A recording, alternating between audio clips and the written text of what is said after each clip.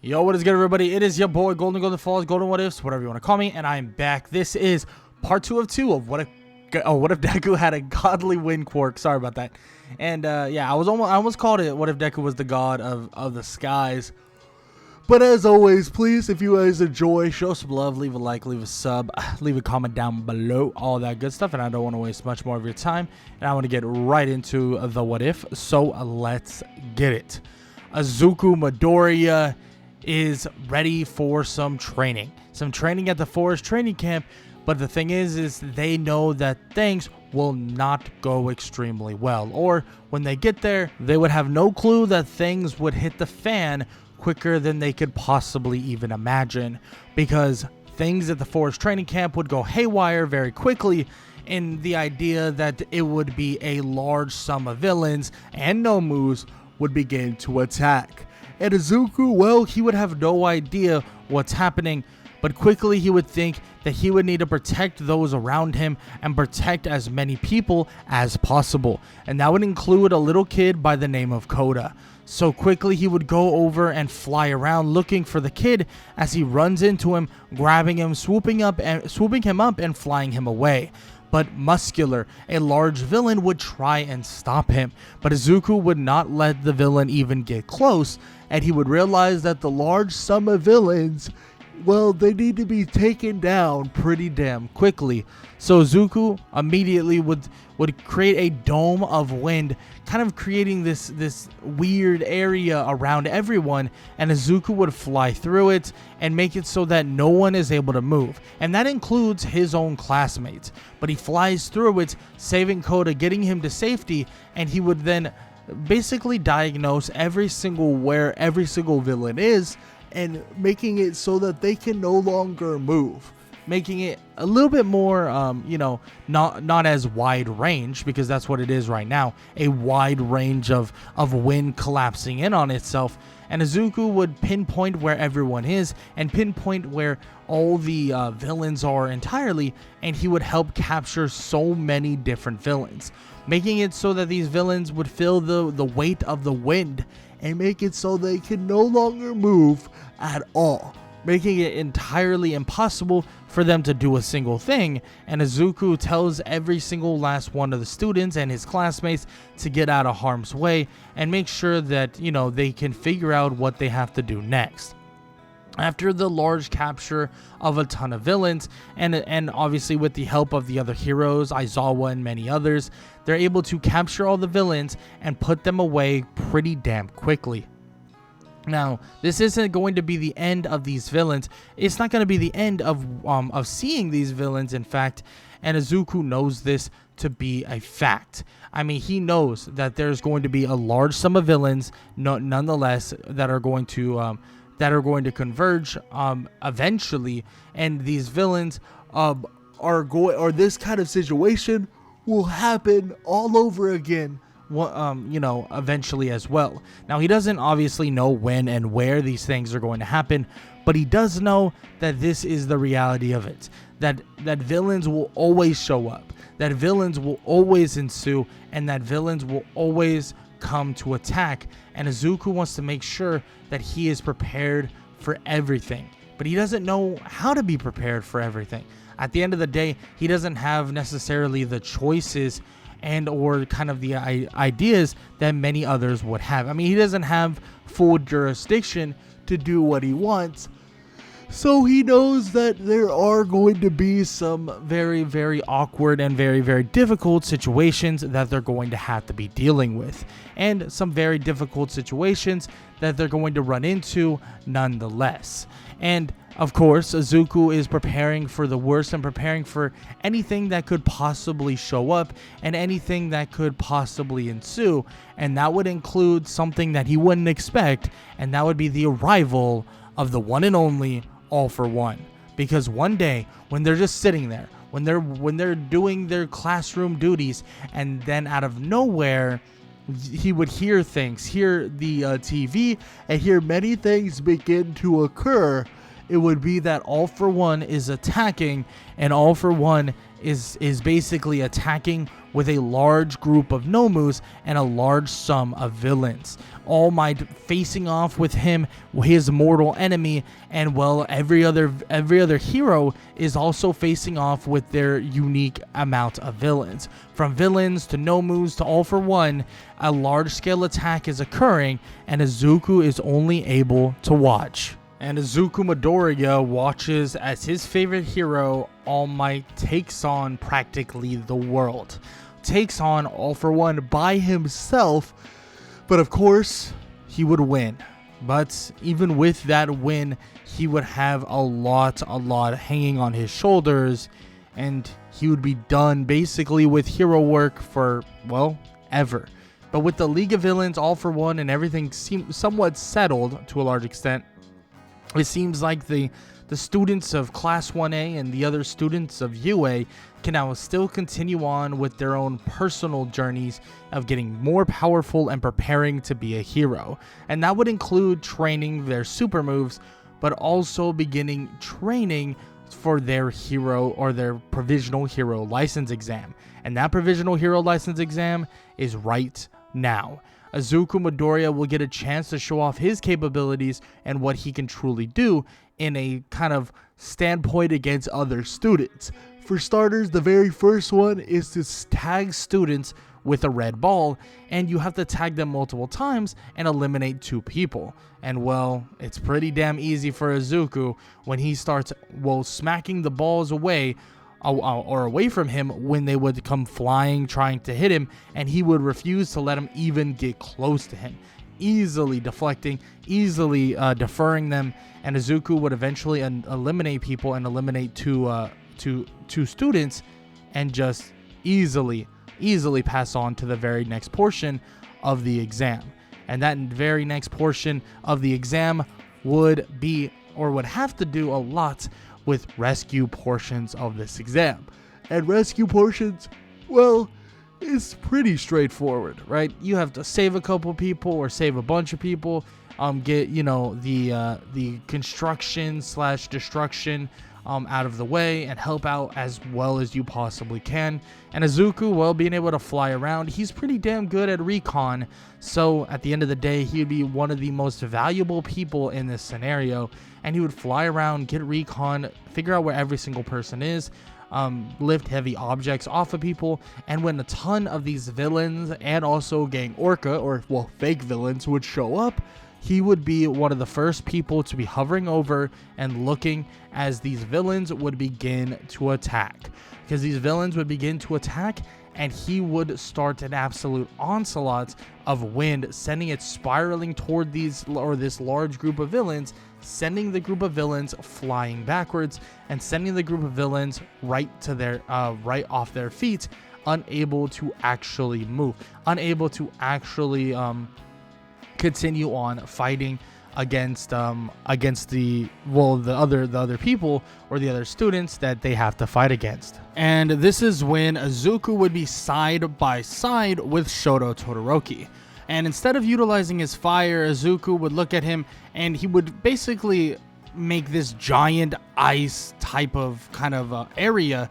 And as he does, Izuku would begin picking up the wind, making it extremely cold to the point where Gang Orca is borderline freezing, unable to move, in which Hinata actually jumps in as well, helping out with his own wind currents. And Izuku realizes that the wind that he is creating is a little bit different. And on top of that, it's kind of clashing with the way he's trying to utilize the wind. So he kind of utilizes Hinata's wind as well and channels it in a direction that he believes and sees fit. So he does that, and it creates this kind of vortex of ice, and it creates this frozen landscape that would eventually lead to the villains being completely subdued and the provisional hero license exam being shut down and ended pretty damn quickly.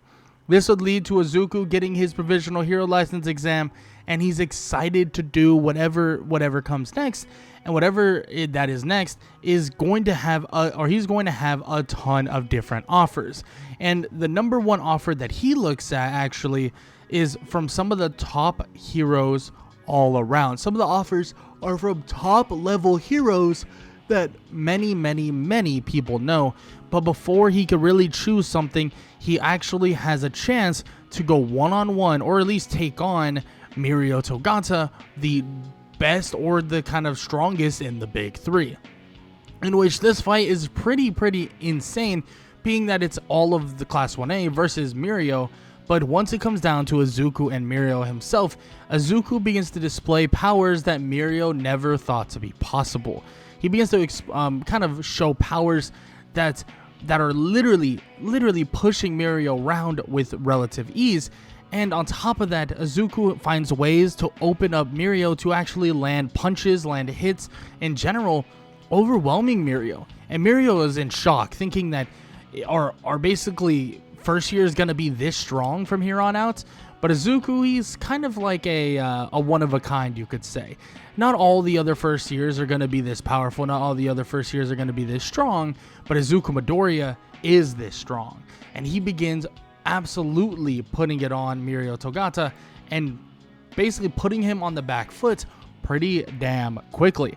And as he's on the back foot, as he's borderline about to be defeated, Aizawa stops the fight and calls it a draw.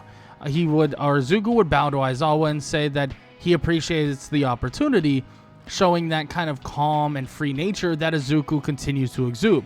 But as he's basically shaking Mirio's hand, Mirio tells him that he's sure that Sir Nidai is gonna want to see him, that Sir Nidai is gonna want to work with him, and Sir Nidai is gonna want him in his agency, and that would be the end-all be-all and the truth, because immediately he would get a letter from Sir Nidai and he would get an offer to actually go work at Sir Nidai's agency, and then it would lead him to actually working on the Overhaul case, the case that many people have been working on for an actual insane amount of time, trying to find Overhaul on the Shiya Hazaikai. But of course, it's not that easy to find, one of the most known criminals in the entire world, or at least in the entirety of Japan. So they do have their struggles. But on one singular day, Izuku and Mirio Togata would run into the one and only Overhaul, and let's just say they were far from prepared. They would have no idea that this would happen. They have no idea that something like this would occur, because at the end of the day, who can be prepared for something that many thought would never happen? Because they've been trying to find this guy for who knows how long. They were trying to find this guy for an insane amount of time. So at the end of the day, who would have thought they would have eventually, or they would have actually found him now? It blows everyone's minds, and it really blows every single person's minds, especially when they tell them about it, when they tell everybody what's going on and they tell everybody what's happening, because they find him and immediately would send messages, trying to send messages to get backup.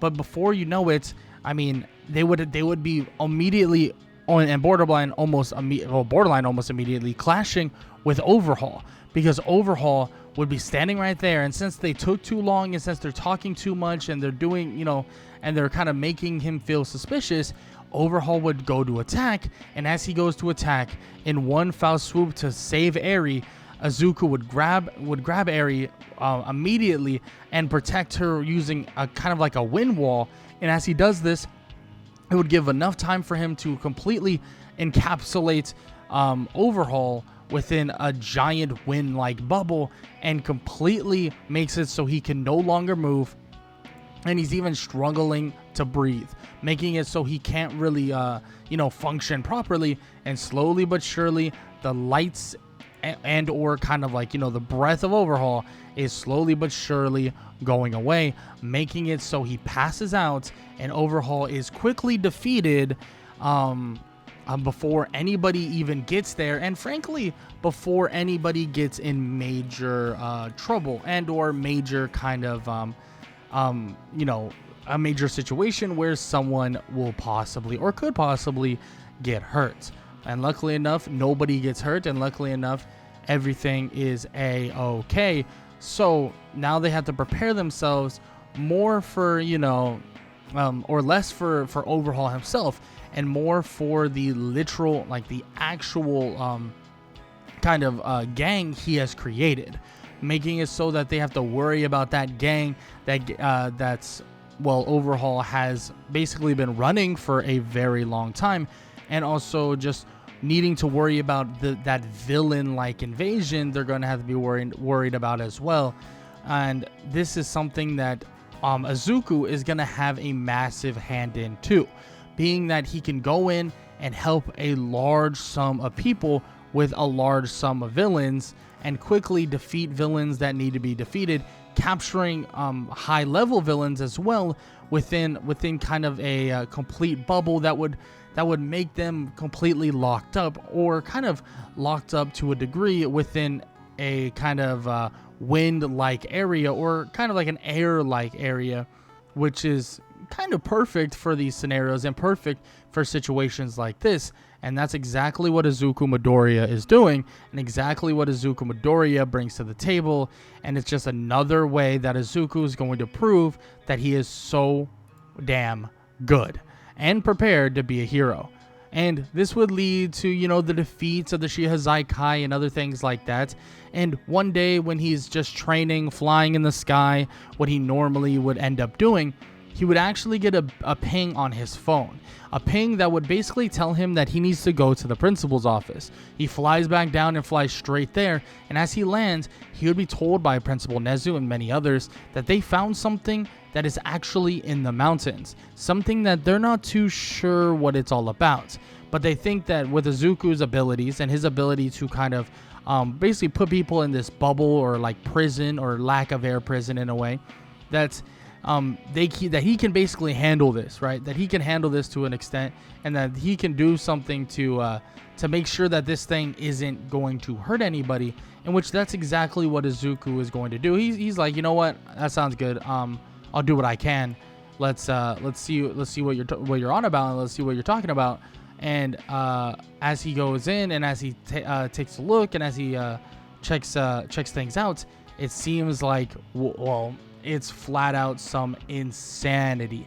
I mean, it seems like there is some crazy things going on, and there's some things, some insane things happening, because Izuku Midoriya realizes that all of this stuff, right? Everything everything that was planned to be happen, or the war or that was eventually going to come, or All for One that was eventually going to have one last trick up his sleeve.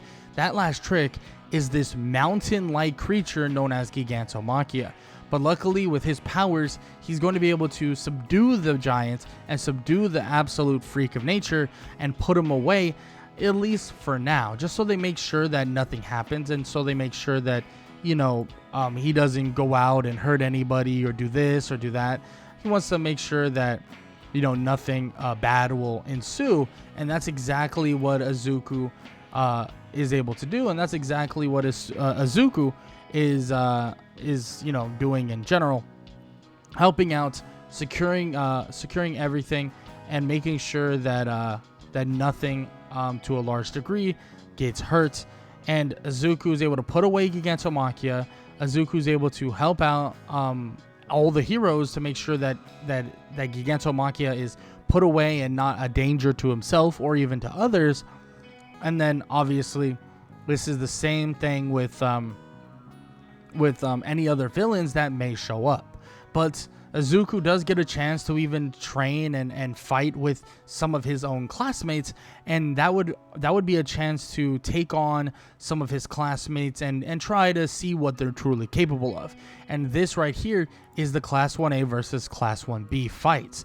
And as they fight, Izuku makes it very clear, and seems it's pretty obvious that he is way stronger than everyone else. I mean, everybody he goes against, every single person, every single one, he's able to immediately just knock over, or basically kind of put in a bubble, or put in a scenario where they can no longer move and they can no longer do a single thing, and flat out are unable to actually continue fighting to the degree that they want to, making the air heavier, making everything around them feel like it's dragging, like something is holding on to them and refusing to let them move. And that's what Izuku Midoriya can do, and that's what Izuku Midoriya continues to do. After the Class 1A versus Class 1B fights, he finally would continue on with his hero and/or school responsibilities. And as he continues on with these responsibilities, he goes through and faces off with various lower level like villains. But no big kind of insanity or insane villains would show up for quite a while. Even Izuku Midoriya would spend a lot of time just flying around in the skies and really looking over everyone that is below, using and figuring out that he could use the wind itself to actually listen and really hear the whispers that could be going on, being able to get to certain scenarios and get to certain people that need help before they even know they truly need help.